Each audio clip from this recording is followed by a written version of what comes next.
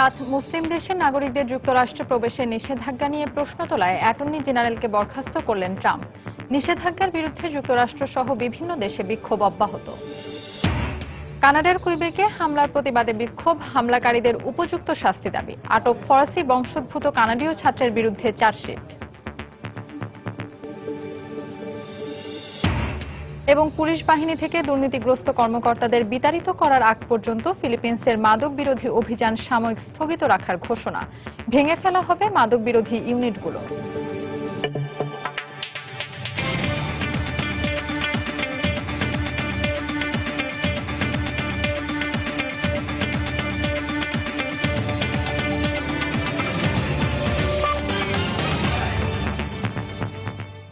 আন্তর্জাতিক সময়ের সঙ্গে আছি আমি ফাহমিদা মৌটুসী। যুক্তরাষ্ট্রে মুসলিম শরণার্থী ও ভ্রমণকারীদের প্রবেশে নিষেধাজ্ঞা জারির আইনগত বৈধতা নিয়ে প্রশ্ন তোলায় ভারপ্রাপ্ত অ্যাটর্নি জেনারেল স্যালি ইয়েটসকে বরখাস্ত করেছেন প্রেসিডেন্ট ডোনাল্ড ট্রাম্প। একই সঙ্গে নতুন ভারপ্রাপ্ত অ্যাটর্নি জেনারেল হিসেবে নিয়োগ দিয়েছেন ডানা বোয়েন্তেকে। মার্কিন নাগরিকদের নিরাপত্তা নিশ্চিত করতেই 7টি মুসলিম দেশের নাগরিকদের যুক্তরাষ্ট্র ভ্রমণে নিষেধাজ্ঞা জারি করা হয়েছে বলে দাবি করেছেন ট্রাম্প। এদিকে মেক্সিকোর প্রেসিডেন্ট পেনা নিয়েতো বলেছেন, মেক্সিকো সীমান্তে দেয়াল নির্মাণের নির্বাহী আদেশকে কেন্দ্র করে তৈরি হওয়া উত্তেজনা নিরসনে ট্রাম্প প্রশাসনের সঙ্গে আলোচনা অব্যাহত থাকবে। মুসলিম প্রধান 7টি দেশের নাগরিকদের যুক্তরাষ্ট্রে প্রবেশে নিষেধাজ্ঞা জারির পরপরই যুক্তরাষ্ট্র সহ বিশ্বের বিভিন্ন দেশে শুরু হয় বিক্ষোভ।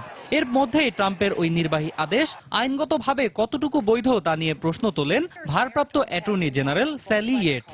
আদেশটির পক্ষে কথা না বলতে এবং তা কার্যকর না করতে দেশটির বিচার মন্ত্রণালয়ের প্রতি অনুরোধ জানান তিনি। তার ওই বক্তব্যের পরপরই টুইটার বার্তায় ক্ষুব্ধ প্রতিক্রিয়া ব্যক্ত করেন ট্রাম্প। তিনি দাবি করেন, মার্কিন নাগরিকদের নিরাপত্তা সুরক্ষার জন্যই ওই নির্বাহী আদেশ জারি করা হয়েছে। তা কার্যকর না করার অনুরোধ জানিয়ে ইয়েটস বিচার মন্ত্রণালয়ের সঙ্গে বেইমানি করেছেন বলেও অভিযোগ করেন মার্কিন প্রেসিডেন্ট। এর পরপরই স্থানীয় সময় সোমবার সন্ধ্যায় তিনি বরখাস্ত করেন স্যালি ইয়েটসকে। সেই সঙ্গে ভার্জিনিয়া অঙ্গরাজ্যের পূর্বাঞ্চলের অ্যাটর্নি ডানা বোয়েন্তেকে নিয়োগ দেন নতুন ভারপ্রাপ্ত অ্যাটর্নি জেনারেল হিসেবে। অভিবাসন এবং জাতীয় নিরাপত্তা নীতিতে পরিবর্তন আনা জরুরি ছিল উল্লেখ করে ট্রাম্প অভিযোগ করেন, সিনেটের ডেমোক্র্যাট দলীয় সদস্যরা এসব আদেশ কার্যকর করতে বিলম্ব করছেন। জাতীয় নিরাপত্তা ইস্যুতে এ পর্যন্ত আমরা বেশ কিছু কার্যকর সিদ্ধান্ত গ্রহণ করেছি, যেগুলোর বিষয়ে আমি খুবই খুশি। তবে আমি আরো খুশি হতাম যদি আমার মন্ত্রিসভা কাজ শুরু করে দিতে পারত। ডেমোক্র্যাট দলের সিনেট সদস্যদের কারণে শুধু মন্ত্রিসভা নয়, আমাদের অনেক সিদ্ধান্তই অনুমোদনে বিলম্ব হচ্ছে, যা সত্যিই দুঃখজনক। কেবলমাত্র রাজনৈতিক কারণেই এগুলোর অনুমোদনে বিলম্ব করছেন তারা। এ অবস্থায় মেক্সিকোর প্রেসিডেন্ট পেনা নিয়েতো বলেছেন, মেক্সিকো সীমান্তে দেয়াল নির্মাণে ট্রাম্পের নির্বাহী আদেশকে কেন্দ্র করে দুই দেশের চলমান উত্তেজনা নিরসনে ট্রাম্প প্রশাসনের সঙ্গে আলোচনা অব্যাহত রাখবে তার সরকার। দেয়াল নির্মাণের খরচ কোনো অবস্থাতেই মেক্সিকো সরকার বহন করবে না বলে আবারও জানিয়ে দেন তিনি। আমার দেশের জনগণ মনে করে দুই দেশের স্বাধীনতা, সার্বভৌমত্ব ও পারস্পরিক শ্রদ্ধাবোধের উপর ভিত্তি করে মেক্সিকো যুক্তরাষ্ট্র পারস্পরিক সম্পর্ক গড়ে ওঠা উচিত। যদিও কোনো বিষয়ে কোনো চুক্তি নিয়ে আমাদের মধ্যে কথা হয়নি, তবে আমি মনে করি ট্রাম্প প্রশাসনের সঙ্গে এই আলোচনা সামনেও অব্যাহত থাকবে। আলোচনার মাধ্যমে সব ধরনের সংকটের সমাধান হবে বলেই আমার বিশ্বাস। এদিকে মার্কিন প্রেসিডেন্ট ডোনাল্ড ট্রাম্প এবং রুশ প্রেসিডেন্ট ভ্লাদিমির পুতিনের মধ্যে সাম্প্রতিক ফোনালাপ পারস্পরিক শ্রদ্ধার প্রতিফলন বলে মন্তব্য করেছেন রুশ পররাষ্ট্রমন্ত্রী সের্গেই ল্যাভরভ। সোমবার মস্কোয় এক সংবাদ সম্মেলনে তিনি বলেন, এর মধ্য দিয়ে আইএস সহ বিশ্বব্যাপী উগ্র সন্ত্রাসবাদ দমনে দুই দেশের এক হয়ে কাজ করার সুযোগ এসেছে। অন্যয় কর্মকার, সময় সংবাদ। কয়েকটি দেশের মুসলমানদের যুক্তরাষ্ট্রে প্রবেশে নিষেধাজ্ঞা জারির নির্বাহী আদেশের বিরুদ্ধে মামলা দায়ের করেছে দেশটির বৃহত্তম মুসলিম সংগঠন সিএআইআর। ট্রাম্পের নির্বাহী আদেশের কারণে গুগলের 187 জন কর্মী ক্ষতিগ্রস্ত হয় বিক্ষোভ করেছেন ক্ষুব্ধ কর্মীরা। তাদের মধ্যে বিক্ষোভ করেছেন যুক্তরাষ্ট্র সহ বিশ্বের বিভিন্ন দেশের নাগরিকরা। এদিকে জার্মান চ্যান্সেলর অ্যাঙ্গেলা মার্কেল বলেছেন, সন্ত্রাসের বিরুদ্ধে ট্রাম্পের নেয়া এমন পদক্ষেপের কোনো যৌক্তিকতা নেই। মুসলিম প্রধান 7টি দেশের অভিবাসী ও ভ্রমণকারীদের যুক্তরাষ্ট্রে প্রবেশে প্রেসিডেন্ট ডোনাল্ড ট্রাম্পের নিষেধাজ্ঞার পর থেকে যুক্তরাষ্ট্র জুড়ে ক্ষোভ বেড়েই চলেছে। সোমবার ডেমোক্র্যাট নেতা বার্নি স্যান্ডার্স সহ কংগ্রেসের ডেমোক্র্যাট সদস্যরা ওয়াশিংটন ডিসিতে সুপ্রিম কোর্টের সামনে জড়ো হন। তারা প্রেসিডেন্ট ট্রাম্পের প্রতি নির্বাহী আদেশটি বাতিলের আহ্বান জানান। এর আগে কংগ্রেসে তারা এই আদেশ বাতিলের চেষ্টা করলেও সংখ্যাগরিষ্ঠ রিপাবলিকানদের বিরোধিতায় তারা ব্যর্থ হন। ট্রাম্প যা করছেন তাতে বিশ্বজুড়ে জঙ্গিদের আরো উস্কে দেয়া হচ্ছে। যারা বলে যে তাদের ধর্মের মানুষকে মার্কিনিরা ঘৃণা করে, মুসলিমদের বলতে চাই বেশিরভাগ মার্কিনই আপনাদের ঘৃণা করে না। ট্রাম্পকে আহ্বান জানাচ্ছি যেন নিষেধাজ্ঞা বাতিল করা হয়। ট্রাম্পের নির্বাহী আদেশের কারণে ক্ষতিগ্রস্ত হওয়ায় তার বিরুদ্ধে দাঁড়িয়েছেন গুগলের কর্মীরাও। গুগলের প্রধান নির্বাহী ওয়াল স্ট্রিট জার্নালকে ফোনে জানিয়েছেন এই নির্বাহী আদেশের কারণে তাদের 187 জন কর্মী ক্ষতিগ্রস্ত হয়েছেন। সোমবার ক্যালিফোর্নিয়া এবং সান ফ্রান্সিসকোয় হাজারো কর্মী ট্রাম্পের বিরুদ্ধে সমাবেশ করেন। এছাড়াও ট্রাম্পের নির্বাহী আদেশের বিরুদ্ধে মামলা দায়ের করেছে দেশটির বৃহত্তম মুসলিম সংগঠন CAIR। সংগঠনটির মতে এ আদেশের অর্থ মুসলিমদের নিষিদ্ধ করা নয়, তাদের বর্জন করা।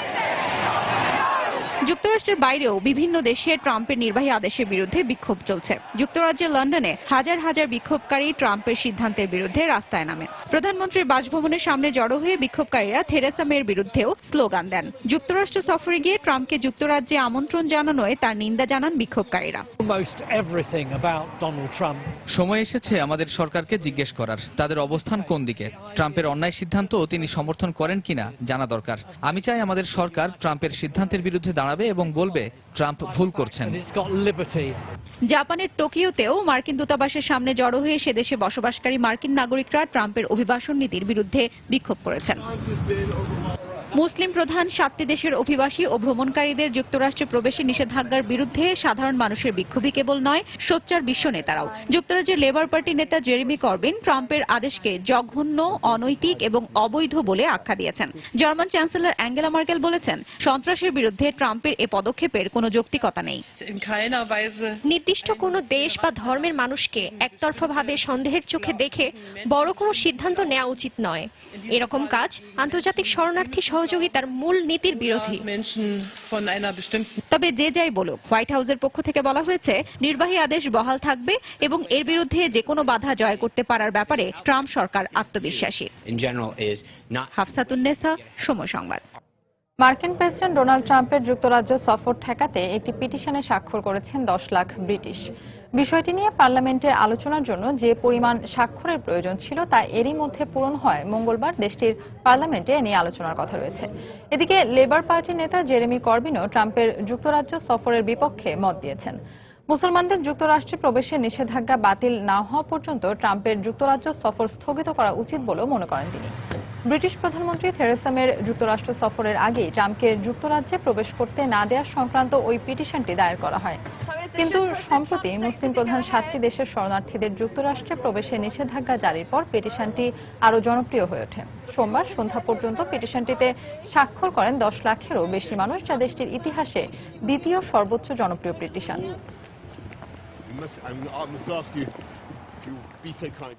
ডোনাল্ড ট্রাম্পের প্রকাশ্যে সমালোচনা করলেন যুক্তরাষ্ট্রের সাবেক প্রেসিডেন্ট বারাক ওবামা। ক্ষমতা হস্তান্তরের পর ট্রাম্পের নির্বাহী আদেশে ক্ষুব্ধ হয়ে অভিবাসীদের পাশে দাঁড়ালেন তিনি। সোমবার বারাক ওবামার মুখপাত্র কেভিন লুইস জানান, অভিবাসী ইস্যুতে ট্রাম্পের নির্বাহী আদেশ বারাক ওবামার আদেশের অনুরূপ এমন প্রচারণা চলছে। ট্রাম্পের দাবি, ওবামা 2011 সালে বেশ কয়েকটি দেশের নাগরিকদের যুক্তরাষ্ট্রে প্রবেশ নিষিদ্ধ করেছিল।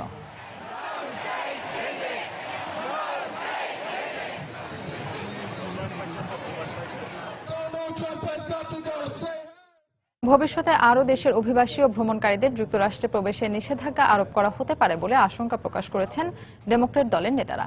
তেমন কিছু যেন না ঘটে এবং 7 দেশের মুসলিমদের উপর নিষেধাজ্ঞার আদেশ প্রত্যাহারের জন্য কংগ্রেস লড়াই চালানোর ঘোষণা দিয়েছেন দলের প্রভাবশালী কংগ্রেসম্যান, বাংলাদেশ ককাসের চেয়ারম্যান জোসেফ কাউলি। বৈধ ভিসা থাকা সত্ত্বেও বিমানবন্দরে এসব দেশের যে যাত্রীদের আটকে রাখা হয়েছে তাদের মুক্তি দেওয়ার বিষয়ে রোববার যুক্তরাষ্ট্রের কাস্টমস অ্যান্ড বর্ডার কন্ট্রোল বিভাগের সঙ্গে কথা বলেন Congress Bangladesh ককাসের chairman.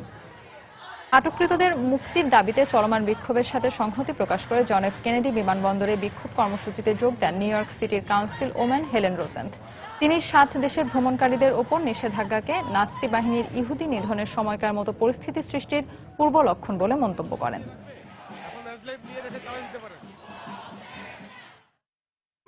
And I'm not suggesting there should be, এই নিষেধাজ্ঞার মধ্য দিয়ে ট্রাম্প মাত্র তার অভিবাসী বিরোধী পদক্ষেপ শুরু করেছেন। ভবিষ্যতে আরো কোনো দেশের বিষয়ে যে এমন সিদ্ধান্ত নেওয়া হবে না তার কোনো নিশ্চয়তা নেই। তবে গ্রিন কার্ডধারীদের মুক্তির জন্য আমরা সব ধরনের চেষ্টা চালিয়ে যাব। আমরা ট্রাম্পের এই নির্বাহী আদেশের বিরোধিতা করে যাব। প্রেসিডেন্ট ট্রাম্প যদি অভিবাসী বিরোধী নির্বাহী আদেশ প্রত্যাহার করে না নেন, তবে আমরা তার যে কোনো নিয়োগ এমনকি কেন্দ্রীয় বাজেট পাশেরও বিরোধিতা করব। দ্বিতীয় বিশ্বযুদ্ধের সময় ইহুদিদের গণহত্যা করা হয়েছিল। আজকের আধুনিক যুগে আমরা অন্য রূপে হলেও সেরকম কোনো মানসিকতার পুনরাবৃত্তি হতে দিতে পারি না। আন্তর্জাতিক সময় আরো দেখবেন, রোহিঙ্গা ইস্যুতে মন্ত্রী ও বিশ্লেষকদের সঙ্গে আনান কমিশনের বৈঠক, সমাধান করতে হবে মিয়ানমারকেই বললেন প্রতিনিধিরা। কানাডার কুইবেক সিটির একটি মসজিদে সন্ত্রাসী হামলার ঘটনায় আলেকজান্ডার বিশনেট নামে ফরাসি বংশোদ্ভূত এক কানাডীয় ছাত্রের বিরুদ্ধে অভিযোগ গঠন করেছে দেশটির পুলিশ। এ হামলার প্রতিবাদে বিক্ষোভ করেছে কয়েকশো মানুষ। এ সময় হামলাকারীদের আটক করে উপযুক্ত শাস্তির দাবি জানান বিক্ষোভকারীরা। এদিকে ঘটনাটিকে মুসলমানদের উপর সন্ত্রাসী হামলা উল্লেখ করে ধর্মীয় বিদ্বেষ সৃষ্টিকারীদের কানাডায় জায়গা হবে না বলে হুঁশিয়ারি উচ্চারণ করেছেন দেশটির প্রধানমন্ত্রী জাস্টিন ট্রুডো। মসজিদে হামলায় নিহতদের প্রতি শ্রদ্ধা জানানোর পর সোমবার রাতে কুইবেক সিটিতে আয়োজন করা হয় এই সমাবেশের। উপস্থিত বক্তারা হামলায় জড়িতদের উপযুক্ত শাস্তির দাবি জানান। তাদের কথায় শোকের সঙ্গে ফুটে ওঠে ক্ষোভ। শুধু মুসলমান নয়, আমাদের সবার জন্যই এটা খুবই হৃদয় বিদারক। একজন মানুষ কখনো আরেকজন মানুষকে হত্যা করতে পারে না। যে ব্যক্তি মানুষ খুন করে সে মানুষ নামের যোগ্য হতে পারে না।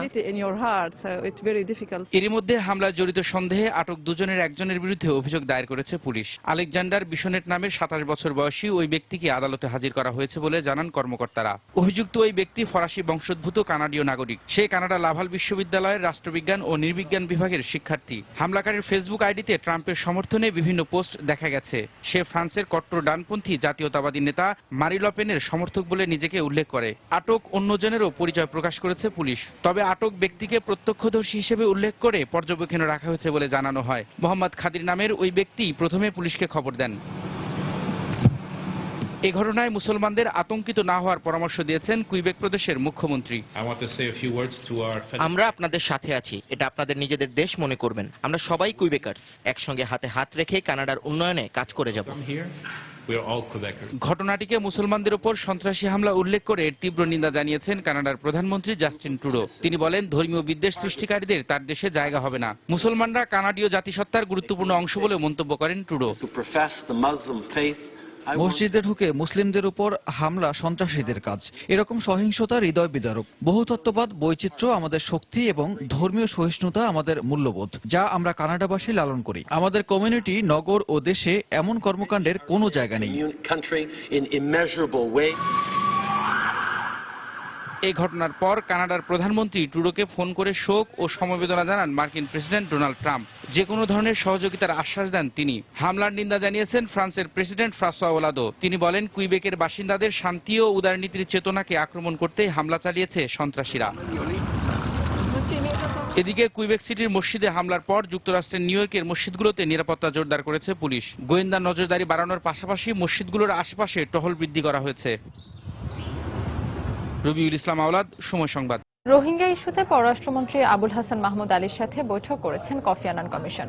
সকালে রাষ্ট্রীয় অতিথি ভবন পদ্মায় জাতিসংঘ মহাসচিবের রাখাইন বিষয়ক বিশেষ পরামর্শক ঘাসান সালামের সহ 3 সদস্যের একটি প্রতিনিধি দল বৈঠকে অংশ নেন। এর আগে গত শনিবার বাংলাদেশ রোহিঙ্গাদের অবস্থা দেখতে এবং বিষয়টি নিয়ে সরকারের সাথে আলোচনা করতে ঢাকায় আসেন রাখাইন রাজ্য বিষয়ক 3 সদস্যের পরামর্শক। আগামী 1 ফেব্রুয়ারি বাংলাদেশ ত্যাগ করার কথা রয়েছে তাদের।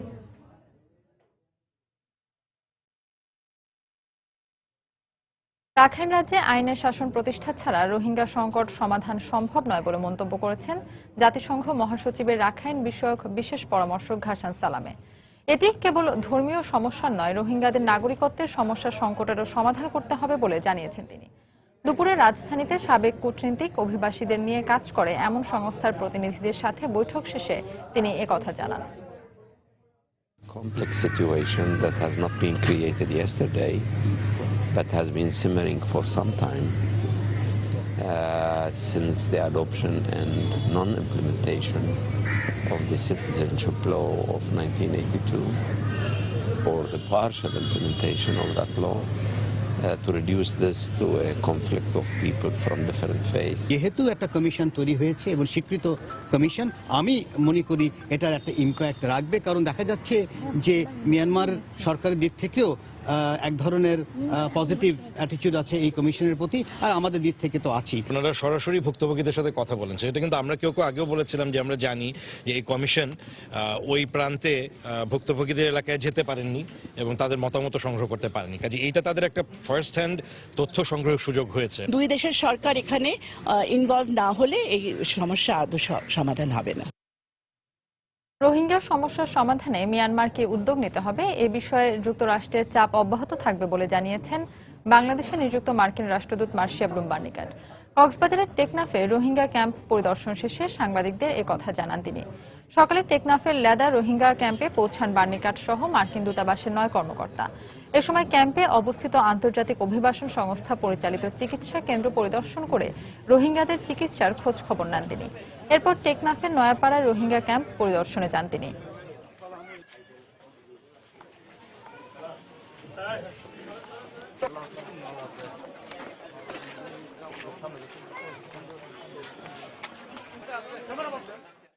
Former President and former Secretary of State, and we will continue. যুক্তরাষ্ট্র বেশিরভাগ সময়ই মিয়ানমারকে রোহিঙ্গা সমস্যা সমাধানের জন্য চাপ প্রয়োগ করেছে এবং এখনো করছে। সবাই জানে এর সমাধান মিয়ানমারকেই করতে হবে। রোহিঙ্গারা সেই দেশের বাসিন্দা, তাদের নিরাপত্তা দেয়া দেশটির সরকারেরই দায়িত্ব। আমরা খুব তাড়াতাড়ি এর সমাধান দেখতে চাই এবং এর জন্য সব ধরনের সহযোগিতা যুক্তরাষ্ট্র করবে। We want to see that solution. ফিলিপিন্সের পুলিশ বাহিনী থেকে দুর্নীতিগ্রস্ত কর্মকর্তাদের বিতাড়িত করার আগ পর্যন্ত মাদক বিরোধী অভিযান সাময়িক স্থগিত রাখার কথা জানিয়েছেন দেশটির পুলিশ প্রধান রোনাল্ড ডেলা রোজা। সেই সঙ্গে মাদক বিরোধী ইউনিটগুলো অকার্যকর করা হবে বলেও জানান তিনি। পুলিশ বিভাগ স্বচ্ছ হওয়ার পর এই অভিযান পুনরায় চালু করার কথা রয়েছে। দেশটির পুলিশ সদর দপ্তরের ভেতরে দক্ষিণ কোরিয়ার এক ব্যবসায়ী খুন হওয়ার পর এমন সিদ্ধান্ত নেওয়া হয়। মাদক বিরোধী অভিযান পরিচালনার সময় পুলিশের এক সদস্য ওই ব্যবসায়ীকে অপহরণের পর হত্যা করে। ফিলিপিন্সের প্রেসিডেন্ট রদ্রিগো দুতের্তের মাদক বিরোধী অভিযানে এ পর্যন্ত 7,000 অভিযুক্তকে হত্যা করা হয়েছে। পশ্চিমা দেশ ও মানবাধিকার সংস্থাগুলোর এর তীব্র নিন্দা জানালেও অনড় অবস্থানে রয়েছেন দুতের্তে। 2022 সাল পর্যন্ত ফিলিপিন্সের প্রেসিডেন্ট থাকা অবস্থায় মাদক বিরোধী যুদ্ধ অব্যাহত রাখবেন বলে জানান তিনি।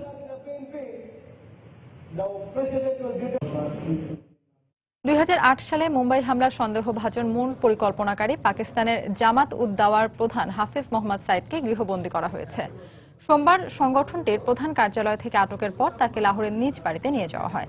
এরপর ভবনটিকে সাবজেল হিসেবে ঘোষণা করে পুলিশ। পাকিস্তানের স্বরাষ্ট্রমন্ত্রী জানান, জামাত উদ দাওয়ার বিষয়ে কিছু আন্তর্জাতিক বাধ্যবাধকতা থাকায় তাকে গৃহবন্দী করা হয়েছে। পাকিস্তানের জঙ্গি গোষ্ঠী লস্কর-ই তাইবার অন্যতম প্রতিষ্ঠাতা হাফিজ, তাকে ধরিয়ে দিতে $1 কোটি পুরস্কারও ঘোষণা করেছিল যুক্তরাষ্ট্র। ভারত ও যুক্তরাষ্ট্র মনে করে 2008 সালে মুম্বাইয়ে ভয়াবহ সন্ত্রাসী হামলার মূল পরিকল্পনাকারী ছিলেন সাইদ। ওই হামলায় নিহত হন অন্তত 166 জন মানুষ। যদিও সাইদের পক্ষ থেকে বরাবরই এই অভিযোগ অস্বীকার করা হয়েছে। আটকের পর ভারতের পক্ষ থেকে এখন পর্যন্ত কোনো মন্তব্য পাওয়া যায়নি।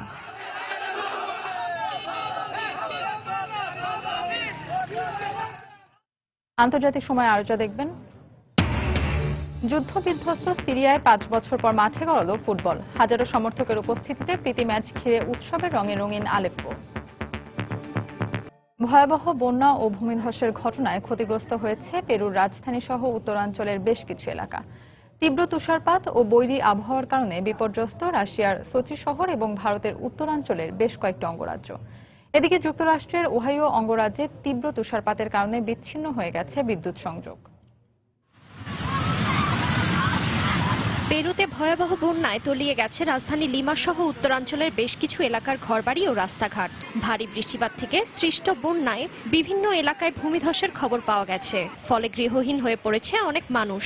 বন্যায় একজনের মৃত্যু সহ আহত হয়েছেন বেশ কয়েকজন। আমরা ভয়াবহ বিপর্যয়ের মধ্যে আছি। প্রতিদিনই ভূমিধসের ঘটনা ঘটছে, আমরা এতে আতঙ্কিত। তুষারের মোড়কে ঢেকে গেছে রাশিয়ার সোচি শহর। শুভ্র তুষারে ঢাকা এ দৃশ্য আপাত দৃষ্টিতে ভালো লাগলেও তুষারপাতের কারণে বিপর্যস্ত জনজীবন। খারাপ আবহাওয়ার কারণে বাতিল করা হয়েছে বেশ কয়েকটি বিমানের ফ্লাইট। তুষারপাতের দৃশ্য দেখতে ভালো লাগলেও নানা সমস্যার সম্মুখীন হচ্ছি আমরা, কারণ আমরা এতে অভ্যস্ত নই। ভারতের উত্তরাঞ্চলের বেশ কয়েকটি অঙ্গরাজ্য শৈত্যপ্রবাহ ও তীব্র তুষারপাতের কারণে অচল হয়ে পড়েছে স্বাভাবিক জীবনযাত্রা। সবচেয়ে বেশি ক্ষতিগ্রস্ত হয়েছে রাজধানীর নয়াদিল্লি ও সিমলা শহর। যান চলাচল ব্যাহত হওয়ায় দুর্ভোগে পড়েছেন যাত্রীরা। যুক্তরাষ্ট্রের ওহাইও প্রদেশে তীব্র তুষারপাতে বিচ্ছিন্ন হয়ে গেছে ঘরবাড়ি ও অফিস আদালতের বিদ্যুৎ সংযোগ। রাস্তায় জমে থাকা বরফ পরিষ্কারে পরিচ্ছন্নতা কর্মী নিয়োগ দেওয়া হয়েছে। বৈরী আবহাওয়ার কারণে ব্যাহত হচ্ছে সেখানকার যোগাযোগ ব্যবস্থা। আফরিন জেরিন, সময় সংবাদ। চিলির ভয়াবহ দাবানল নিয়ন্ত্রণে আনতে ব্রাজিল এবং রাশিয়া থেকে অগ্নি নির্বাপক বিমান ঘটনাস্থলে পৌঁছেছে। দাবানলে দেশটির সান্তা উলগা নামের একটি শহর ইতোমধ্যে ধ্বংস হয়ে গেছে। আগুন নিয়ন্ত্রণে আনার চেষ্টা চালিয়ে যাচ্ছে দমকল কর্মীরা। পরিস্থিতি মোকাবেলায় এরই মধ্যে আন্তর্জাতিক সহায়তা পাঠানো হয়েছে। দাবানলের কারণে পেরুর সান্তিয়াগোর দক্ষিণাঞ্চলে সতর্কতা জারির পাশাপাশি সরিয়ে নেওয়া হচ্ছে স্থানীয় বাসিন্দাদের। দেশটির বন বিভাগ জানিয়েছে এ পর্যন্ত 25 লাখ হেক্টর জমি দাবানলে পুড়ে গেছে এবং তা মধ্যাঞ্চলের দিকে দ্রুত ছড়িয়ে পড়ছে।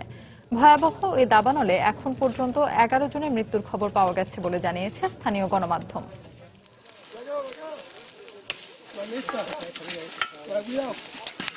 সিরিয়ার রাজধানী দামেস্কের প্রধান পানি সরবরাহ কেন্দ্র ওয়াদি বারাদা পুরোপুরি নিয়ন্ত্রণে নেয়ার পর সেখান থেকে সাধারণ মানুষ ও বিদ্রোহীদের সরিয়ে নিয়েছে সরকারি বাহিনী। 40টি বাসের একটি বহরে ফ্রি সিরিয়ান আর্মির অন্তত 2000 সদস্য, কর্মী ও যোদ্ধাদের হামা প্রদেশে সরিয়ে নেওয়া হয়। এদিকে পানি সরবরাহ কেন্দ্র পুরোপুরি নিয়ন্ত্রণে নেয়ার পর তা কার্যকরে কাজ করে যাচ্ছে সেনাবাহিনী। সিরিয়ায় জঙ্গি গোষ্ঠী আইএসকে লক্ষ্য করে হামলা চালিয়েছে রুশ সামরিক বাহিনী। দেশটির প্রতিরক্ষা মন্ত্রণালয় এক বিবৃতিতে জানায়, সোমবার সিরিয়ার দেইর এজর প্রদেশে বোমা হামলা চালিয়ে জঙ্গি গোষ্ঠী আইএসের 2টি নিয়ন্ত্রণ কেন্দ্র ধ্বংস করে দেওয়া হয়েছে।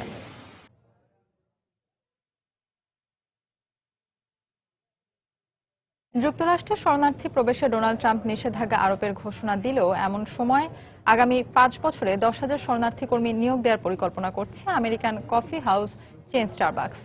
7টি মুসলিম দেশের শরণার্থীদের প্রবেশে নিষেধাজ্ঞা আরোপের মাত্র 2 দিন পর এই ঘোষণা দেয় স্টারবাকস। এক বিজ্ঞপ্তিতে প্রতিষ্ঠানটির চেয়ারম্যান ও প্রধান নির্বাহী কর্মকর্তা হাওয়ার্ড শুলস জানান, শরণার্থী কর্মীদের যুক্তরাষ্ট্র সহ বিশ্বের বিভিন্ন দেশে নিয়োগ দেওয়া হবে। মেক্সিকোতেও ব্যবসা সম্প্রসারণের পরিকল্পনা রয়েছে স্টারবাকসে। এ কারণে যে কোনো সময় ট্রাম্পের তোপের মুখে পড়তে পারে প্রতিষ্ঠানটি।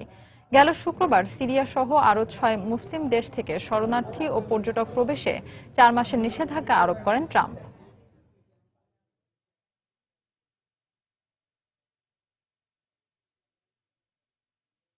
ইরানের উদ্যোক্তা এবং প্রযুক্তিবিদদের তৈরি সব অ্যাপ্লিকেশন টেক জায়ান্ট অ্যাপলের অ্যাপ স্টোর থেকে মুছে ফেলেছে অ্যাপল কর্তৃপক্ষ। ইরানের বিভিন্ন সংবাদ মাধ্যম থেকে পাওয়া খবর অনুযায়ী বৃহত্তম ইরানিয়ান ই কমার্স সার্ভিস ডিজিকালা বন্ধ করে দিয়েছে অ্যাপল। এই অ্যাপের রয়েছে লাখ লাখ গ্রাহক। তবে ইরানের কয়েকটি ব্যাংকে আইওএস অ্যাপ রয়েছে যেগুলো ব্যাংকের ফোনেই ব্যবহার করা যায়। ইরানের ওপর থেকে পশ্চিমা বিশ্ব নিষেধাজ্ঞা তুলে নেওয়ার পর গেল বছরের সেপ্টেম্বরে দেশটিতে অস্থায়ীভাবে ব্যবসায়িক কার্যক্রম পরিচালনার জন্য অ্যাপ স্টোর চালু করে অ্যাপল।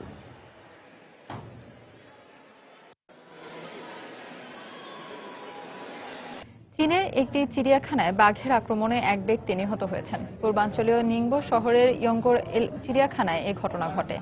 স্থানীয় পর্যটন কর্তৃপক্ষ জানান, ঝ্যাং নামের ওই ব্যক্তি তার স্ত্রী ও 2 সন্তানকে পার্কের টিকিট কেটে দিলেও নিজে পাঁচিল টপকে পার্কে প্রবেশের চেষ্টা করেন। এ সময় পা ফসকে তিনি বাঘের বিচরণ এলাকায় পড়ে গেলে 3টি বাঘ তার উপর হামলে পড়ে। এ সময় লোকটি চিৎকার করে সাহায্য চাইলেও দর্শনার্থীরা মোবাইলে ওই দৃশ্য ধারণ করতেই ব্যস্ত ছিলেন। পরে স্থানীয় পুলিশের বিশেষ বাহিনী প্রথমে আতশবাজি পুড়িয়ে বাঘগুলোকে ভড়কে দেওয়ার চেষ্টা করে। এতে কাজ না হলে বাঘের ওপর তারা গুলি চালায়। পরে ঝ্যাংকে দ্রুত হাসপাতালে নেওয়া হলে তাকে মৃত ঘোষণা করেন চিকিৎসক। চিড়িয়াখানাটি সোমবার পর্যন্ত বন্ধ রাখার নির্দেশ দিয়েছেন কর্তৃপক্ষ।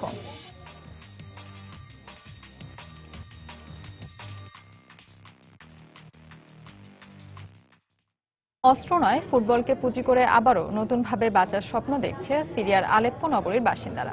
সরকার ও বিদ্রোহীদের মধ্যে চলমান সংঘর্ষের মধ্যেও দীর্ঘ 5 বছর পর মাঠে গড়িয়েছে ফুটবল। প্রীতি ম্যাচে সিরিয়ান ঘরোয়া ফুটবলের ক্লাব হুরিয়াকে 2-1 গোলে হারিয়েছে আল ইত্তেহাদ। তবে সবকিছু ছাপিয়ে ম্যাচের উৎসবের রঙে রঙিন হয়েছিল পুরো স্টেডিয়াম। আসাদ বাহিনী ও বিদ্রোহীদের মধ্যে চলা গত 6 বছরের গৃহযুদ্ধের ক্ষত এখনো বয়ে বেড়াচ্ছে সিরিয়ার আলেপ্পো নগরী। বহু আগেই আলেপ্পো পেয়েছে পৃথিবীর সবচেয়ে বসবাস অযোগ্য শহরের খেতাব। তবে মরুর বুকে ফুল ফোটাতে আপ্রাণ চেষ্টা চালিয়ে যাচ্ছে একদল যুবক। অশান্ত শহরে শান্তি ফিরাতে অস্ত্রের পরিবর্তে তারা বেছে নিয়েছে ফুটবলকে। আর তাদের হাত ধরেই দীর্ঘ 5 বছরের যন্ত্রণা থেকে কিছুটা হলেও মুক্তি মিলল আলেপ্পো নগরীর বাসিন্দাদের। মাঠের ঘাসের রং আর সবুজ নেই, তার পরিবর্তে হয়ে গেছে বাদামি। বোমা বর্ষণে ক্ষত বিক্ষত স্টেডিয়াম, দাঙ্গা দমনকারী পুলিশও প্রস্তুত সাইডলাইনের বাইরে। তবে তাতে উৎসাহের একটুও ভাটা পড়েনি দুদলের সমর্থকদের মধ্যে। ঢোল বাদ্য ড্রামের তালে তালে তারা গলা ফাটিয়েছে নিজ নিজ ক্লাবের জন্য। ম্যাচে আল ইতিহাদ ক্লাবের কাছে 2-1 গোলে হেরেছে হুলোরিয়া, কিন্তু ফলাফলে কি বা আসে যায়। তাই তো সব ছাপিয়ে স্বস্তির সুবাতাস ছিল দুদলের খেলোয়াড়দের কণ্ঠেও। আমি আমার মনের কথাগুলো বলে বোঝাতে পারবো না। মনে হচ্ছে 5 বছরের বোঝা দূর হয়ে গেছে গত 90 মিনিটে। আমার হৃদস্পন্দন দেখলেই আপনি তা বুঝতে পারবেন। আমি এই ম্যাচের জন্য গত 5টা বছর অপেক্ষা করেছিলাম। আমি ভীষণ খুশি। হ্যাঁ, আমরা ম্যাচটা হেরেছি, কিন্তু তাতে কি? আর ফুটবলকে পুঁজি করে আবারও নতুন ভাবে বাঁচার স্বপ্ন দেখছে আলেপ্পোর মানুষ। কারণ ম্যাচের স্লোগানই যে ছিল জয় হোক ফুটবলের, জয় হোক মানবতা। মাহবুব ইমন, সময় সংবাদ। এ পর্যায়ে আবারও জানিয়ে দিচ্ছি আন্তর্জাতিক সময়ের শীর্ষ সংবাদগুলো।